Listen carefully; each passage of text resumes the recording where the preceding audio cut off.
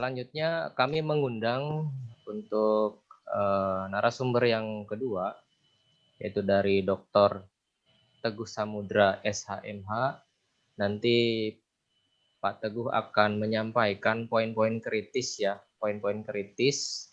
Maksud poin kritis itu lebih kepada poin-poin yang penting begitu, yang perlu kita tahu nih sebagai masyarakat dalam Undang-Undang ITE serta keterkaitannya dengan kebebasan berpendapat pada masyarakat sipil seperti itu. Baik, saya coba menghubungi dulu. Pak Teguh bisa, Bapak? Ya, Assalamualaikum. Alhamdulillah, waalaikumsalam. Bapak, apa perlu kami bantu untuk menampilkan atau dari Bapak? Boleh. Tidak juga nggak apa-apa, mana yang enak untuk moderator sama untuk partisipan, saya ikut aja.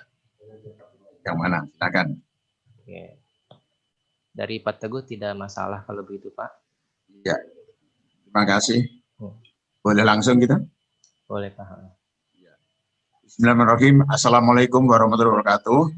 Waalaikumsalam. Pertama-tama kita mengucapkan puji syukur kepada Allah Subhanahu wa taala bahwa hari ini kita bisa bertemu dalam keadaan sehat walafiat, semuanya adalah ridho Allah. Pada tempatnya dengan penuh takzim kami haturkan kepada yang mulia Bapak Dr. Haji Amin, Wakil Rektor 4. Kemudian untuk Bapak Dr. Trisna Raharja yang saya muliakan juga sebagai Majelis Hukum dan HAM PP Muhammadiyah. Terima kasih Bapak masih ingat dengan saya. Juga kepada yang mulia Bapak Dr. Manager Nasution dari LPSK yang selalu mengamati bagaimana kegiatan penegakan hukum di Indonesia. Juga tidak lupa yang saya banggakan Bapak Ahmad Ruslan sebagai moderator, juga Bapak Mubarak Ahmad yang saya banggakan dari Pusdikham UHAMKA, yang sangat dimuliakan, sangat antusias dan sebagai jembatan kita untuk bersilaturahim pagi hari ini, yaitu para panitia webinar saat ini. Juga yang dirahmati Allah, para peserta, partisipan webinar, hingga hari ini kita bisa ketemu. Insya Allah saya karena masih banyak kekurangan dan kelemahan ketidakmampuan saya sebagai orang desa, saya ingin menyampaikan apa yang digariskan oleh panitia. Kita saat inilah menimbang Undang-Undang ITE dalam perspektif hak sipil dan politik warga negara. Hak sipil dan politik warga negara yang akan menentukan kehidupan berbangsa dan bernegara ini.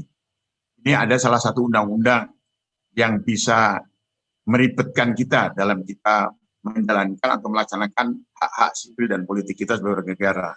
Karena kita perlu cermati, dan saat ini ada webinar yang sebagai wacana untuk kita mengungkapkan pendapat dalam forum akademis.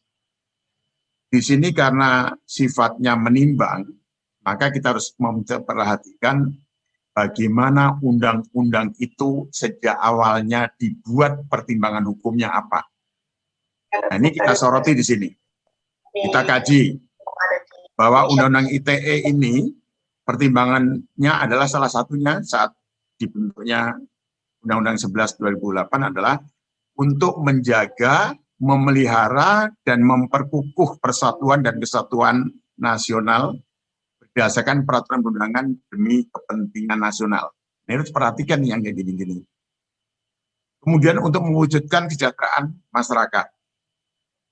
Juga pemanfaatan teknologi informasi ini dilakukan secara aman. Kenapa secara aman? Untuk mencegah penyalahgunaannya dengan memperhatikan nilai-nilai agama, ingat nilai-nilai agama dan sosial budaya masyarakat Indonesia. Begitu ada persoalan bagi rakyat, hak politiknya terganggu dari pelaksanaan Undang-Undang ITE ini, mulai ada perubahan. Tahun 2008 dirubah 2016. Pertimbangannya apa perubahan itu? Antara lain adalah untuk menjamin ya pengakuan serta penghormatan atas hak dan kebebasan orang lain dan untuk memenuhi tuntutan yang adil sesuai dengan pertimbangan keamanan dan ketertiban umum dalam suatu masyarakat yang demokratis. Jadi kalau kita cermati dari sisi ilmu hukumnya, pertimbangannya itu sekali gitu loh.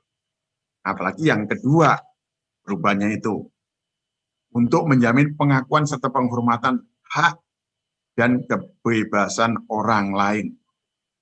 Kan mulia sekali seperti ini. Ini seperti yang kita harapkan saat ini yang menjadi kegelisahan kita. Kemudian dari dua pertimbangan undang-undang tersebut, dasar hukumnya apa sih? Sudah dicantumkan dalam perubahan itu. Kalau pasal 5 ayat 1 sama 20, 25A itu kan biasa dalam pembentukan undang-undang, ada peran DPR dan Presiden. Nah ini dasar pertimbangan dari perubahan itu dasar hukumnya disebutkan itu. Pasal 28D, ayat 1, 28E, dan seterusnya, pokoknya pasal 28 yang menyangkut tentang hak asasi manusia. Jadi sudah pas benar gitu. Dasar hukumnya juga sudah pas. Apalagi kalau kita menginjak kepada penjelasan umum perubahan daripada Undang-Undang ITE itu. Apa penjelasannya? Bahwa undang-undang itu menyatakan kemerdekaan menyatakan pikiran dan kebebasan berpendapat serta hak memperoleh informasi melalui penggunaan dan pemanfaatan teknologi informasi dan komunikasi ditujukan untuk memajukan kesejahteraan umum, dan mencerdakan kehidupan bangsa serta memberikan rasa aman, keadilan dan kepastian hukum. Luar biasa. Nah ini dari perspektif hukum dan politik, kalau politik hukum indah sekali gitu loh, mantap sekali itu. Kemudian juga ya dengan mempertimbangkan pembatasan yang ditetapkan dengan undang-undang. Nah ini dengan memperhatikan ya pembatasan yang ditetapkan dengan undang-undang. Maksudnya apa? Semata-mata untuk menjamin pengakuan serta penghormatan atas hak dan kebebasan orang lain. Dan untuk memenuhi tuntutan yang adil sesuai dengan pertimbangan moral, nilai-nilai agama, keamanan, dan ketertiban umum dalam suatu masyarakat demokratis. Ini kita sadar, menyadari bahwa Undang-Undang ITE itu juga harus dibatasi atau terkontrol atau tidak boleh menjauhi dari nilai-nilai agama, pertimbangan moral, keamanan, dan ketertiban umum dalam suatu masyarakat demokratis.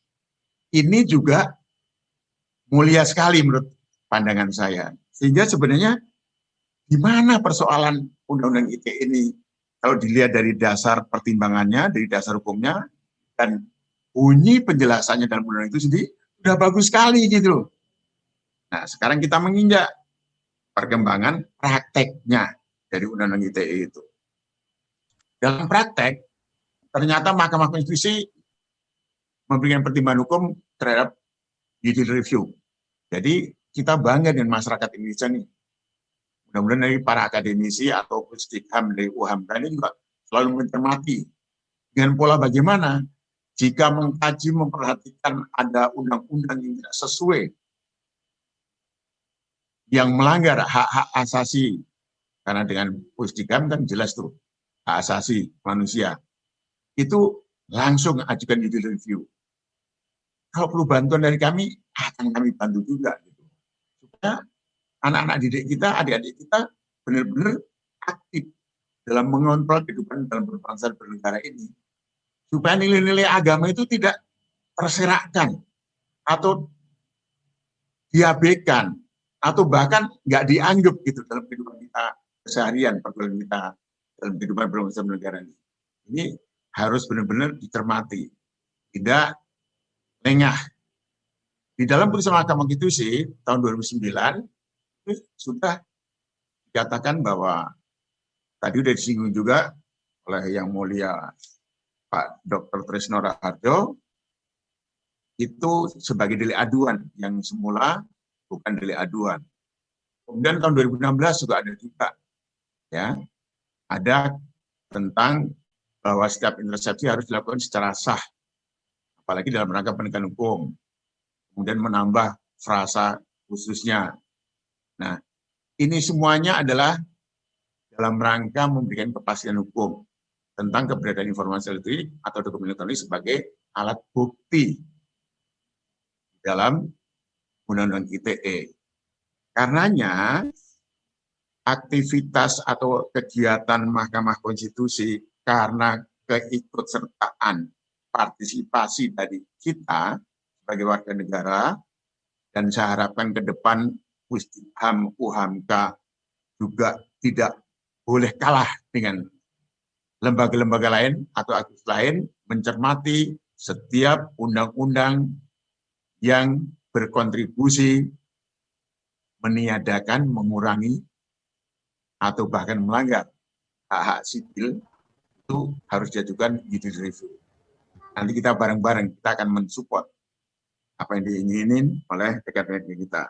Nah, praktek perkembangan dari Undang ITE.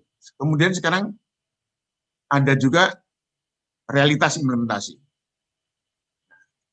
Realitas implementasi ini, ya, kenyataannya dalam perjalanan implementasi Undang-Undang ITE ini mengalami berbagai persoalan.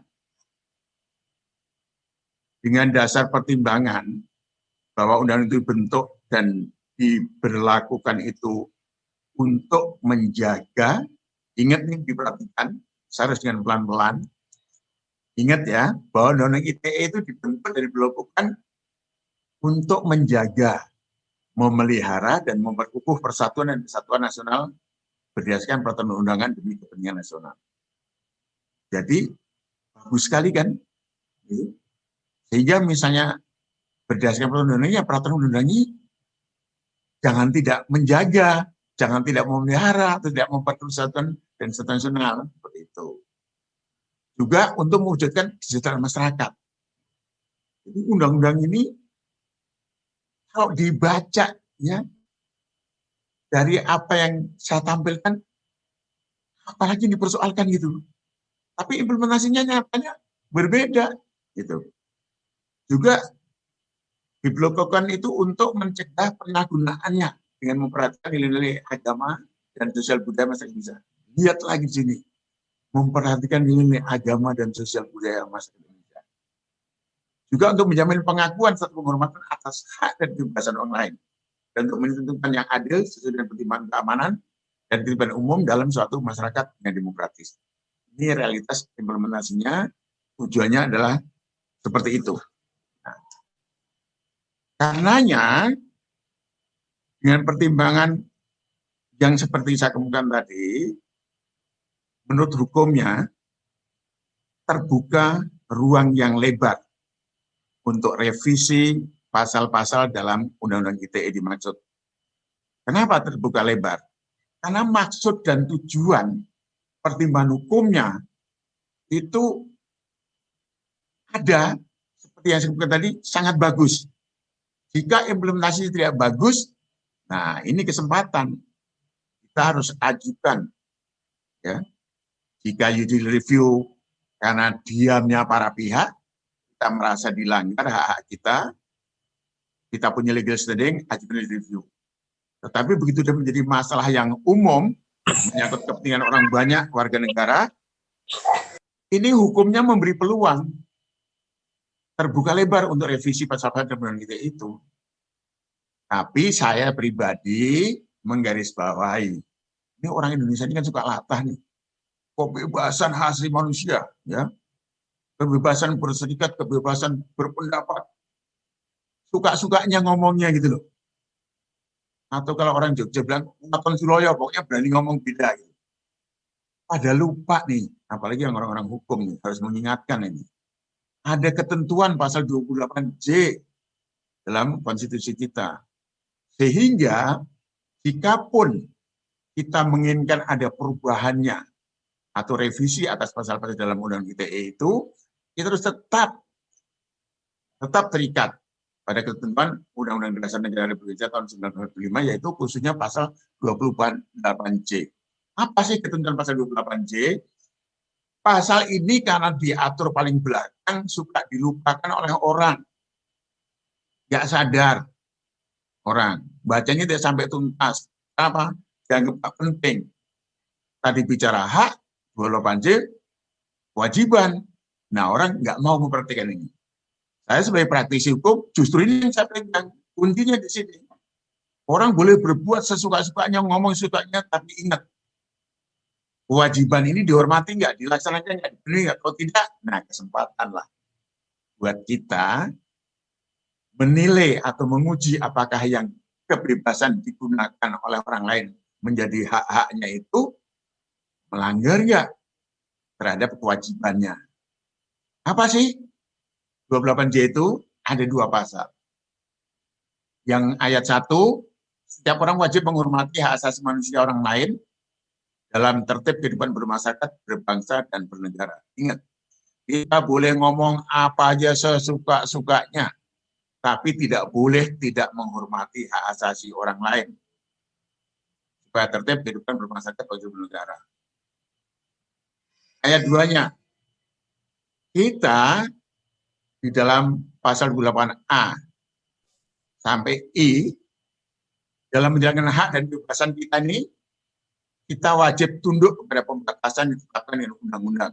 Nah, sehingga kalau pembatasannya ada, nah ini kan 28J sudah ada pembatasan juga.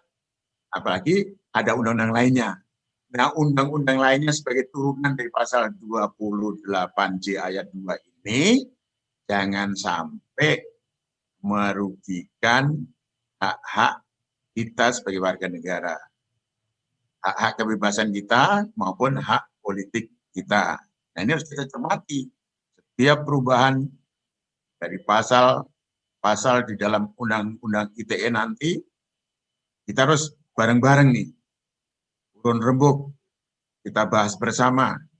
Jika nanti hasilnya nggak bagus, tidak sesuai dengan apa yang kita maknai, kita rasakan, kita ajukan review. Tapi kalau belum terjadi, kita berikan masukan, kita berikan saran. Kalau perlu, sudah dalam bentuk bunyi dari ketentuan pasal atau ayat. Sudah merupakan fakta, norma hukum seperti apa yang harusnya dimuat di dalam perubahan atau revisi di pasal-pasal di dalam Undang-Undang ITE dimaksud. Ini supaya kita kerja realitas, kerja nyata, amalkan ilmu kita yang kita miliki supaya bermanfaat, baik sekarang maupun nantinya. Oleh karena itu, poin-poin yang dicermati, itu kita harus memperhatikan benar. Kita bisa lihat pasal 26 ayat 3, 27, ayat 1, 2, dan ayat 3, pasal 28, pasal 29, pasal 40, ayat 1 dan ayat 2, dan pasal 45 ayat 3.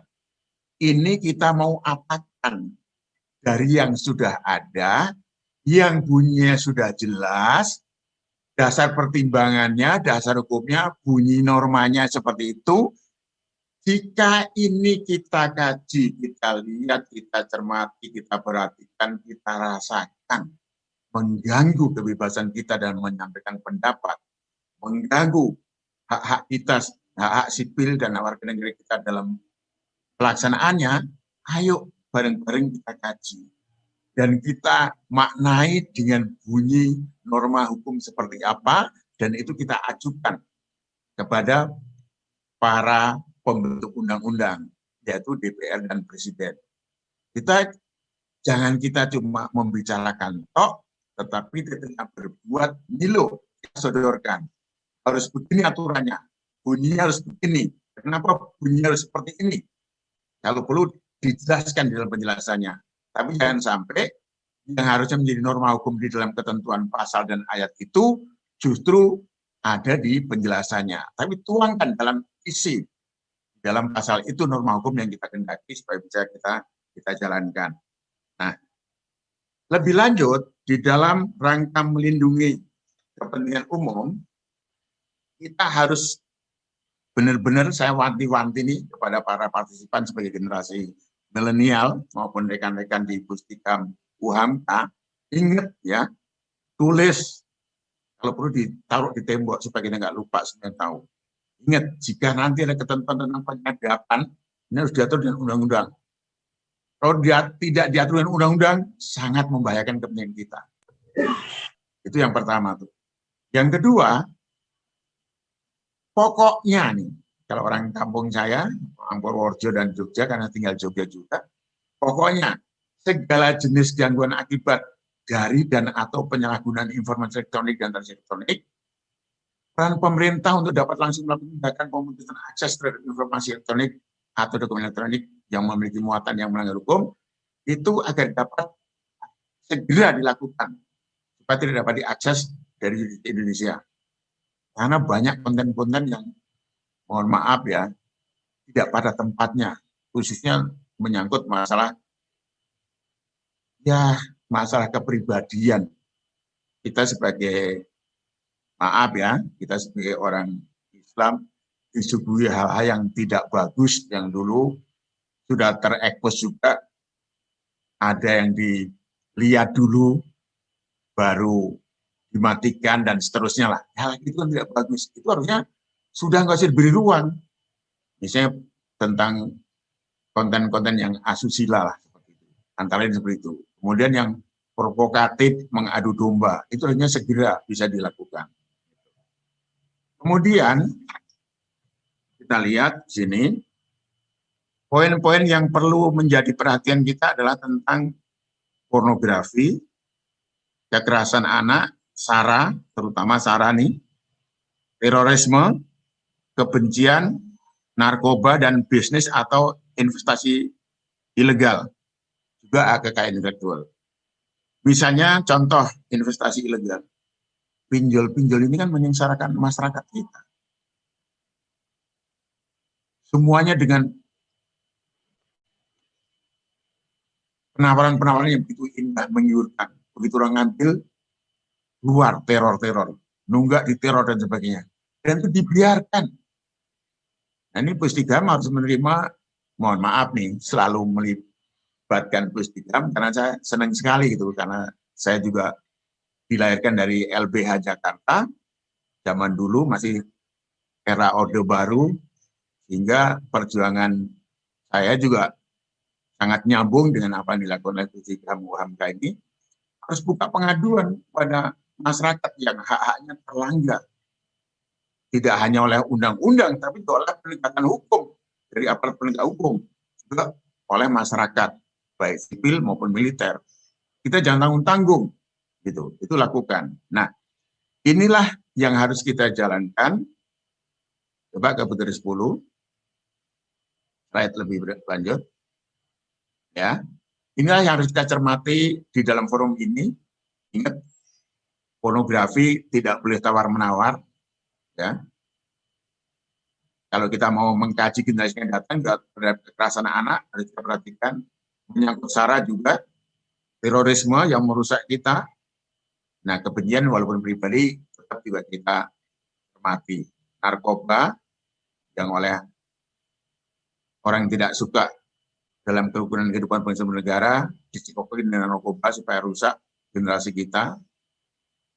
Yang terakhir, masalah bisnis juga, investasi ilegal, juga kekayaan intelektual. Inilah harus kita perhatikan, dihubungkan dengan pasal-pasal yang saya telah sebutkan tadi, ada 6 pasal itu. Demikian yang dapat saya sampaikan. Nanti kita buka forum untuk tanya jawab. Yang jelas Pusdikam UHAMK saya harapkan lebih aktif untuk bisa mencermati dan lakukan legal action, ajukan judicial review setiap pelaksanaan undang-undang yang melanggar hak-hak sipil atau hak kebebasan masyarakat dan politik masyarakat kita. Terima kasih atas segala perhatiannya. Wassalamualaikum warahmatullahi wabarakatuh.